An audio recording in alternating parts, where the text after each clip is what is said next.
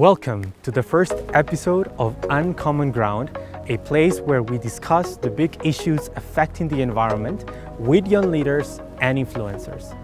I am Juan Pablo Celis Garcia, Youth Coordinator of the UN Environment Program. It is so decided. So today was one for the history books. It was truly a big day for the environment. There were high emotions when that gavel came down.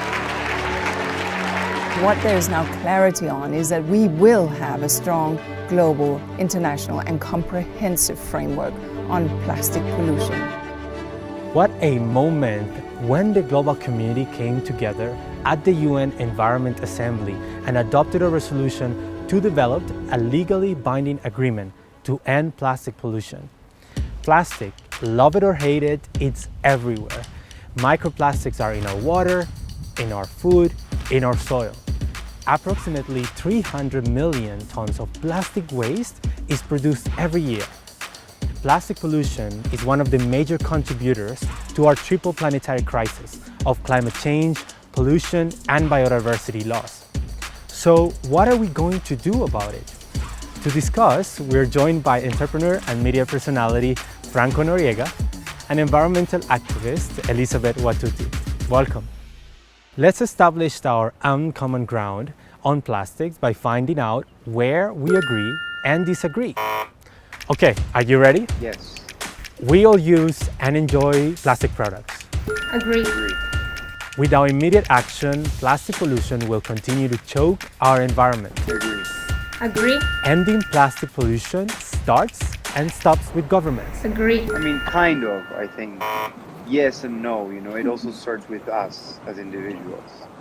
Oh, Franco, you disagree.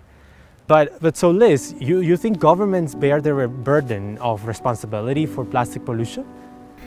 I definitely agree because I know that we need a permanent solution to end plastic pollution, because while we are also doing individual action, it all starts with a permanent solution to end it permanently. Franco, what can individuals do to reduce the 300 million tons of plastic waste each year? So in New York, for instance, the government has banned plastic.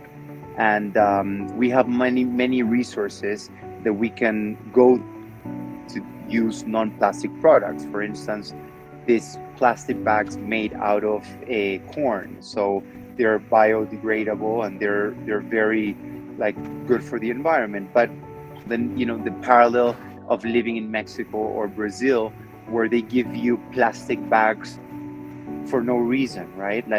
By you becoming conscious that you don't need 20 plastic bags in one day and that you can actually reuse your own plastic, that is a personal choice. So for all these reasons, I feel like, in my point of view, the education of the individual is extremely important. Accompanied by a government strategy, then it's a great game changer. As an activist, Liz, you organize with others and you call out governments. Do you agree with what Franco says, that the individual has a role to play to end plastic pollution? I definitely agree, and especially for the fact that plastic pollution is killing our planet without a doubt. And if we remind ourselves that every minute a garbage truck of plastic is dumped into the ocean, what is going to become of the livable world and that safe future that we all want if we keep using this plastic over and over again? So for me, this is about what everyone chooses to do right now. It also depends on we, the consumers, as much as it depends on the production. So this is a whole chain of plastic production and pollution. It's only that others have a bigger role to play. For example, governments have a bigger role to play in ensuring that we have a global solution that will affect each and every country, and also that will be followed by corporations and big businesses as well. Franco, as an entrepreneur and chef, you are looking for ways to reduce waste. What do you suggest individuals do to make an impact? I didn't realize how much plastic I had accumulated in the past 6 months until one day I opened the wardrobe of my groceries, actually used one plastic bag for trash, and I had a huge amount of plastic bags. It was a very, very quick fix. I bought a very big plastic bag, a very strong one. carry all of my groceries, you know. And this was the biggest change because, you know, in the past year, I've probably seen like maybe 10 plastic bags as opposed to 400 plastic bags in the last 6 months.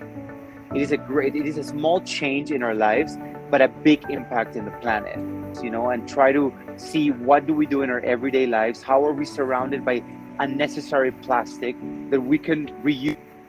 Liz, what actions do you suggest people should take to help end plastic pollution? So each and every person can do something about this, but it all starts also with education, and education by also educating yourself to make the right consumer choices, and educating yourself to also use your voice to push for global treaties also that make sure that we are talking about plastic pollution from the whole level, from extraction to the waste itself, because we cannot afford to leave anyone behind in finding solutions to this plastic pollution crisis. These are all great points. What is clear to me is that there are many ways that we can all help to end plastic pollution. Individuals can make small changes to reduce the amount of plastic pollution. Collective action by joining local movements to call out governments and demand changes to policy. Learn and share knowledge to enable communities to understand the impact of plastic pollution. For more information on plastic pollution and what can be done to solve the problem, follow the links in the description below. And I want to thank you, Franco and Elizabeth, really for sharing your thoughts on plastic pollution. Joining us in another episode of Uncommon Ground as we discuss the big issues affecting the environment with young leaders and influencers. Thank you.